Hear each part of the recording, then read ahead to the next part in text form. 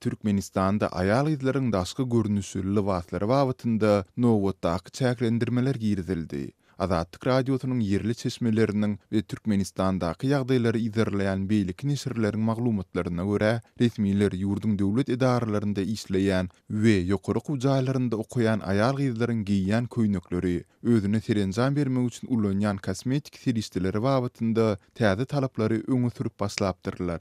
Mundan beýlek ayal ýyzlaryň köýnekleri ýere çelini ýetip, diňe küwsüň uju görünür ýaly uzynlykda bolmaly. Köýnekleriň ýeňleri hem barmaklaryň soňky bogunlaryna çelini uzynlykda bolmaly.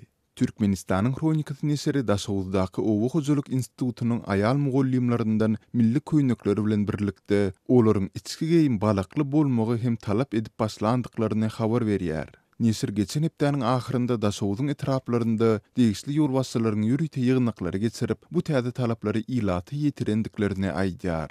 Resmiler taryhy kökleri we milli medeni mirasy ýatdan çykarmaly däldigini aýtdylar. Esasan mugallimlaryň libaslary barada gurrun edildi. Erkek mugallimlaryň ýyşdy gary kostyum zalbarda, ak köýnekde we galstukda, aýallaryň hem ýangly köýnekde, başy öýmede we balakly bolmalydyklary aýdyldy, diýip neşir ýazýar. Mundan başga ayallardan dırnaklaryny renklemezligi, gaşlaryny ütmezligi, kirpiklerini üstürmezligi we saçlaryny açyk reňke boýamazlygy talap edilipdir. Ýygnakdan soň, ýagny duşenbe gününden başlap, bilim edarlarynda ayal mugallimlaryň köýneklerini galdyryp, balak giýip giýmänlikleri barlanyp başlanypdyr. Bu ağırlıkta Türkmenistanyň alternativ habarlary neşride Türkmenistanda ayal ýyzlardan köýnekleriniň giň bolmagy, ýagny bilini alkymlap durmazlygy talap edilip başlanandygyny habar berýär. Gadymy döwre gaýdyp geldik. Men 20 ýaşymda. Indi näme, garrenem ýaly gezeýinmi? Indi näme, parança giýmeklerini talap etjeklermike? Diýip Aşgabatlyk ýyzlaryň biri Türkmenistanyň alternativ habarlary neşrine ýazypdyr. Ýatladyp geçdik, Azatlyk radiosynyň ozalda habar berişi ýaly şu aýyň başynda Türkmenistanda ayal ýyzlaryň suwy düşýän giýimlerini, hatda bikini kupalnikleri we şortlary ýurdun çäklerini getirmek gadagyn edilipdi.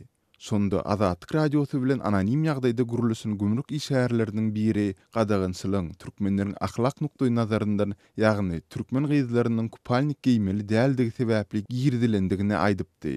Şol bir wagtda Türkmenistanda döwlet edarlarynda işleýän ayal gyzlary dyrnaklaryny we kirpiklerini üstürmegine, saçlaryny has açyk reňke boýamagyna girdilen gadagynçylykdan soň gümrükden açyk reňkli saç boýaklarynyň, şeýle-de kirpikleri we dyrnaklary üstürmek üçin niýetlenen seristeleriň de geçirilmeýändigi barada maglumatlar peýda bolupdy. Yeri gelende bellesek, Türkmen häkimetleri ýurtdaky ayal ýyzlaryň daşky görnüşi bilen baglylykdaky çäklendirmeleri has Irakdan girizip başlapdy.